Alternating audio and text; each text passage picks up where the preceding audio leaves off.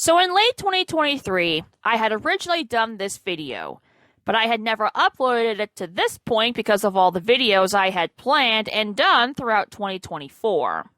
Since then, I decided to redo this video, which you are seeing right now, due to a couple things I will discuss in this video. So with that out of the way, I come from the old guard era of the NASCAR YouTube community. And back then, we didn't have the controversies that we do now regarding NASCAR single-handedly ruining the perception of auto racing, and all of us constantly being ugged by just how bad the problems of auto racing, and mainly NASCAR, have gotten. Sometimes I wish we could just go back to the old days of the NASCAR YouTube community where the only controversy was arguments and debates over the commentators. And I still laugh at this today. The biggest controversy the old guard of this community ever had back then was Marty Reed a good announcer? Yep, that's literally it.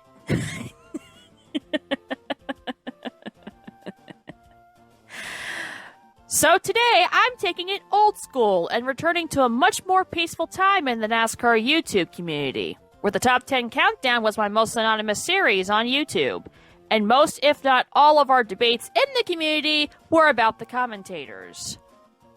Only two notable notes before we get started. This list is about the lead announcer, or play-by-play announcer, or lead commentator, or whatever you refer to that position as. The driver and crew chief analysts will not be eligible for this countdown. This is specifically lead announcers only. Also, I will be featuring lead announcers of multiple motorsports and multiple eras, especially from my childhood. So, there's a good chance some of these announcers you may not have even heard of. So with all that in mind, let's get started. This is Top 10 Countdown. My favorite lead announcers in auto racing history.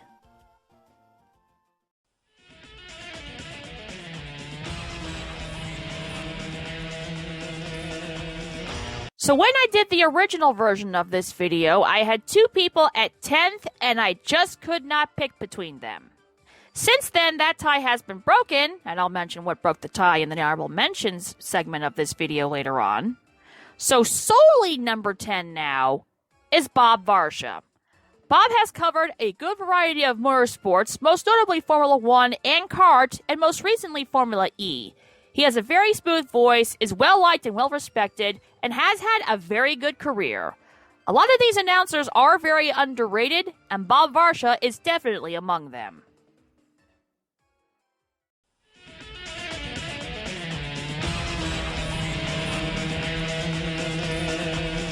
So everyone on this list are lead announcers for the television broadcasts, except for number 9. Whenever I had to travel for whatever reason with my folks and couldn't watch the races, MRN was the go-to for listening to the races. So you pretty much know that number 9 is Barney Hall, the literal voice of MRN. Barney, even to this day, is still synonymous with MRN. His longevity and memorable calls are very noteworthy throughout NASCAR history. If I had listened to the radio more back then compared to the television broadcast, I feel Barney would have been higher on my list.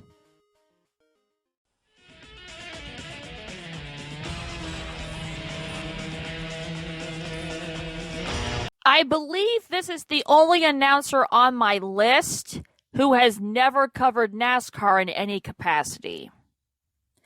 So if you watch the Stadium Super Trucks, the Lucas Oil Off-Road Series, the Speed Channel era of Monster Jam, and Lucas Oil on the Edge, you most certainly have heard the voice of Ken Stout, who's number 8 on my list. He has the voice, talent, and enthusiasm to call the most serious and the most silliest of racing events. He has the versatility to call any racing event. Ken Stout, to me, is tremendously underrated as an announcer.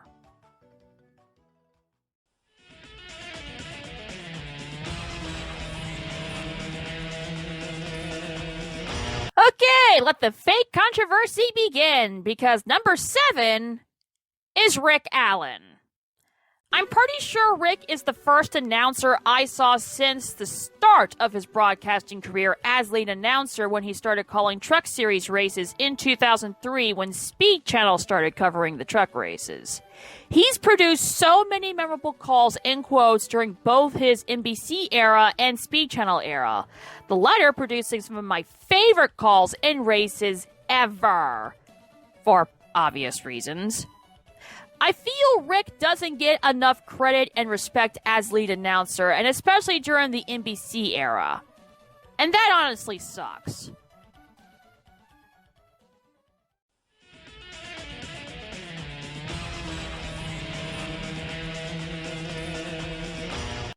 Okay, hopefully I can get through this one without getting too emotional. Because number 6 is Rick Allen's successor to the Truck Series booth. Now, I know a lot of you are going to misremember who that was and mistakenly think it's Vince Welch. It's not. Vince didn't even make it to the honorable mentions. Because honestly, Vince was awful in the booth. But I do have sympathy for Vince in the aspect he was not the original choice to be Rick Allen's Truck Series successor in the booth. It was supposed to be someone else. And that person, who was number 6 on my list, is Steve Burns. To me, Steve Burns is the best thing that ever happened to NASCAR on Fox. He was such a happy and fun guy for that network, nothing but positivity. When he took over for Rick Allen when he went to NBC for their NASCAR return, Steve was made lead announcer for the Truck Series and did very well. He'd most likely still be commentating today had he not been taken from us way too soon.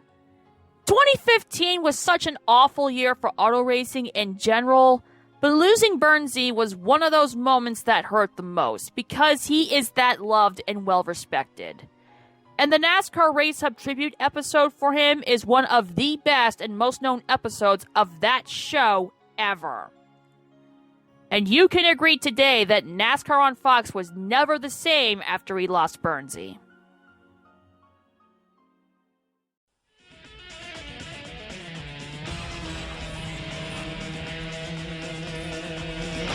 Now, I know that most of you are probably here for the NASCAR announcers and maybe IndyCar too, but I do have some on here more known for other motorsports and endeavors related to them.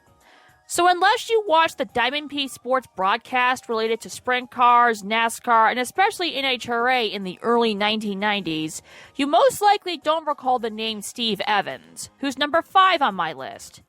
If you have ever watched the And They Walked Away series of videos, he is the one who hosted those videos. Towards the end of his career, he was more known for being the pit reporter for the NHRA broadcast, regardless of network. But Steve Evans is one of the first commentators I had real intrigue for. He is a legend for a reason, and especially in the NHRA. And the same can be said for number 4.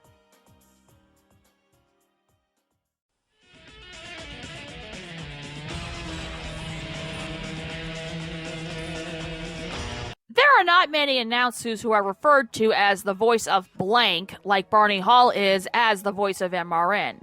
Number 4 is that, but for the NHRA. And like Steve Evans, is also a legend from the 80s and 90s.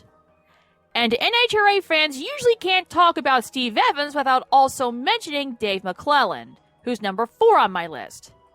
With his memorable and unique voice, Dave is the voice who defined the NHRA during the early portions of my childhood. He's had so many memorable calls throughout that era and is still a well-respected legend today.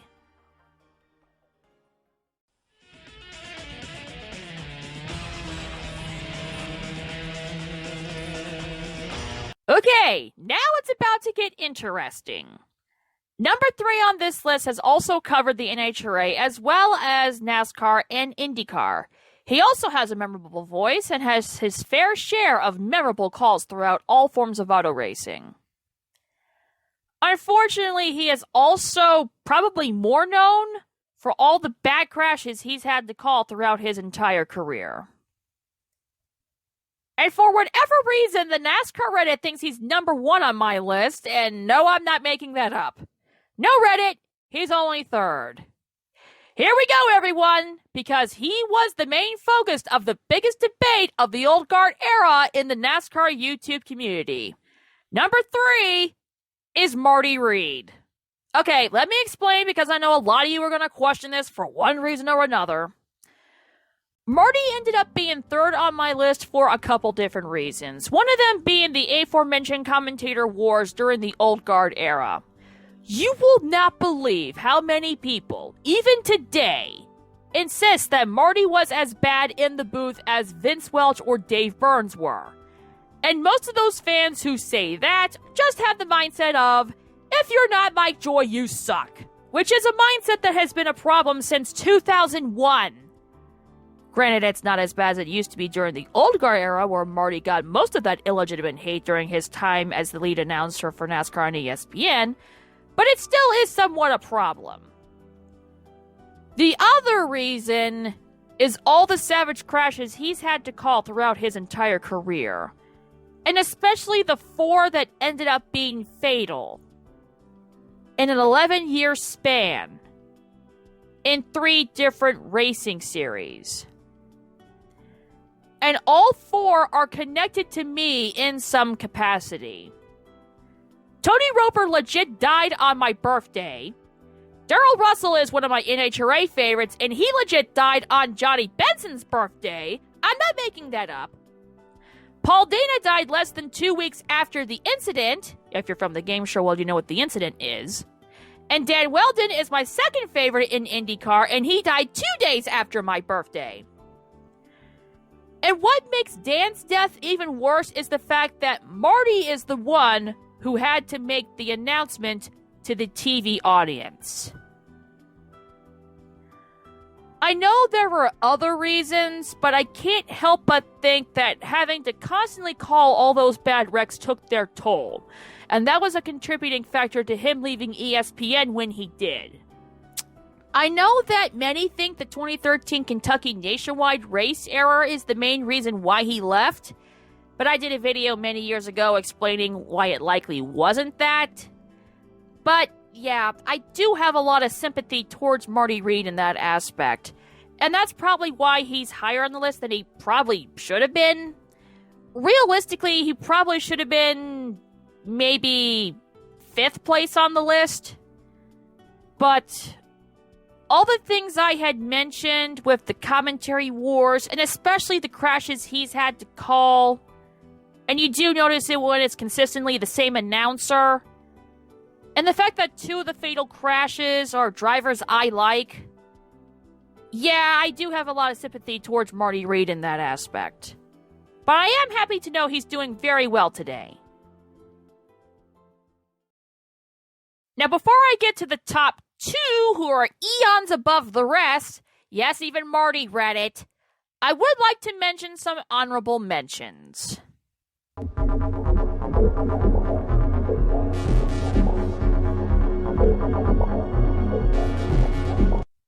I'll begin with this segment with the reveal of who was originally tied with Bob Varsha for 10th place on the original version of this video.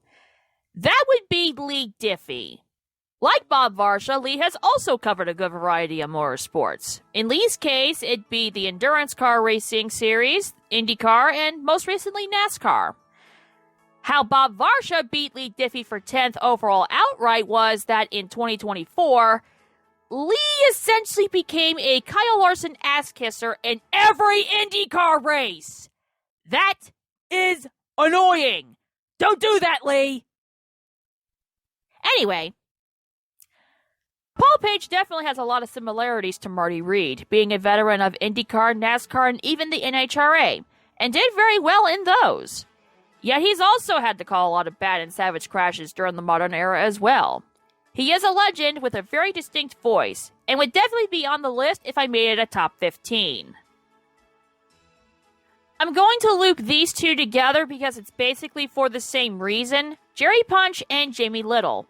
Both do have the talent for the booth, but unfortunately neither have the voice for it, which is why the dunceheads of the internet just decided to label them as bad announcers by default. And as someone who, to this day, still gets comments at least once a month from people complaining about my own voice, I can sympathize with them. Rick Benjamin doesn't get the credit he deserves because he was constantly put in weird commentary positions time and time again. He was with ARCA back when FS1 was Speed Vision and those ARCA races were on tape delay. Then he was Champ Car's lead announcer when they had their network fiasco. He actually did cover a Stadium Super Truck race in 2023 on a live stream, which was a neat surprise. So it's cool to know that he's still going. Dave Reef was the lead announcer for the NHRA when they left ESPN for FS1, wanting to produce their own stuff. It was a rocky start, but over time, Dave did prove his worth as an announcer. Yet, honestly, doesn't get enough credit either. Now, for those out of the loop, I don't watch Formula One. And even if I did, I'm from the United States, so I wouldn't have been able to listen to the commentary of Murray Walker. Thanks to Formula One's YouTube channel, I have listened to quite a lot of his sound bits. And I've even heard some touring car commentary from him in videos. And I can understand why he was so beloved. Now, because of the legacy of the Commentator Wars, I do want to reference Mike Joy. Or should I say, TNN CBS era Mike Joy. Mike during that era was a good commentator. A lot of memorable calls. Fox era Mike Joy started out like that, but over time, and especially recently, things changed that have started to make even the non-Joy boys sour even over him. After the Keyboard Warriors meltdown of 2023, I think Mike is starting to understand that as well, and hopefully the Joy boys themselves do so too.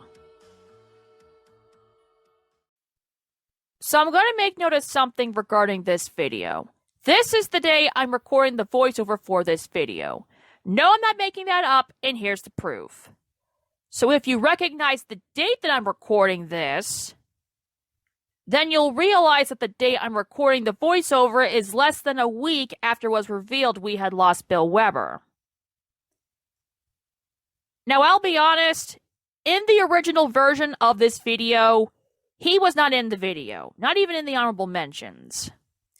However, in Bill's passing and reflecting on it and his career, I've come to the realization that it was because of my fandom for someone else who may or may not be featured in this video later on. Most people, including myself, weren't happy when NBC made him lead announcer. We all preferred, well, somebody else. However, as much as the community loved to hate on Rick Allen for no reason, honestly, we did so much worse to Bill Weber. And reflecting on it now, it was extremely unfair to him. It was NBC's fault for all that, not Bill's, and the announcer that NBC replaced even acknowledges that this was on NBC. And in all honesty, reflecting on Bill's time as lead announcer, he wasn't bad. He wasn't GOAT tier like the person NBC made him replace as lead announcer, but he also wasn't bad, and especially compared to most of the commentary of today. Bill had a very unique way with words that you don't hear today in NASCAR broadcasts, which is why people liked him as the pre-race host. And although sometimes he did overdo it, Bill has had many memorable calls and quotes. And it's sad that most of us are just now appreciating him after his tragic passing. Okay, you should know one of the top two based on that last segment, and he's number 2 anyway, so let's just get to it.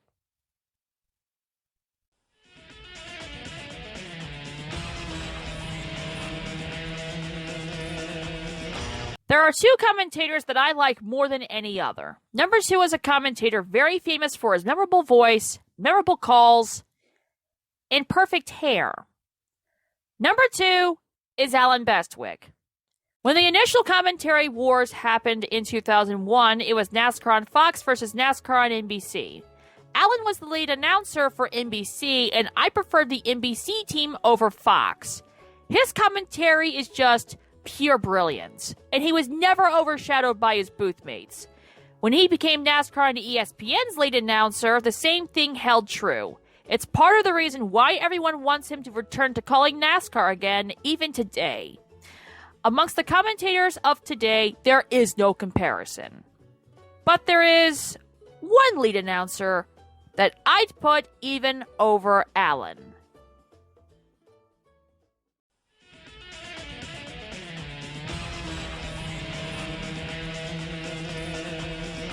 So who is my favorite lead announcer in auto racing history? If you've watched my channel for a very long time, or at the very least did some digging, you would most likely know the answer, considering I have mentioned it quite a few times. But for everyone else, especially those on Reddit who insist it's Marty Reed, my favorite lead announcer in auto racing history is Bob Jenkins. Bob was the first NASCAR announcer I ever liked. He has covered a variety of motorsports, including USAC, NASCAR, and IndyCar. His USAC coverage became very famous because of Thursday Night Thunder, featuring quite a few names that you probably have heard of. And he, along with Benny Parsons and Ned Jarrett, were the perfect trio of booth mates for auto racing. I know some of you prefer Mike, Larry, and Daryl, or even Alan, Benny, and Wally, but Bob, Benny, and Ned were the perfect trio. Bob could do it all. He knew when to be serious, he knew when to be funny, and he was always professional in everything he ever did. Even after his retirement from broadcasting on TV after the 2012 IndyCar season, he still continued to be the voice of the Indianapolis 500. Until his untimely death due to brain cancer in 2021. That one really stung. Sometime after that, the Shop Indy website sold memorial t-shirts, and I purchased one. If and when I ever get the chance to go to the Indy 500 one day, that's the shirt I plan on wearing to it. And whether you remember him for his famous calls, funny or unexpected moments, or him hosting the Thrills and Spills series, Bob Jenkins is the absolute GOAT amongst racing announcers. While true that Alan Bestwick is the only one who has come close to that status, the fact of the matter is there will never be another Bob Jenkins. And I'm sure Alan Bestwick himself would agree with that. So that's it for my own personal list of my top 10 favorite lead announcers in auto racing history. How many did you know? Did you learn anything? How many were on your list? Did any of the honorable mentions make your list instead? And who is your favorite? Let me know in the comments sector. Thank you everyone for watching. This is Ultimate 23 Dragon, and that's my final answer.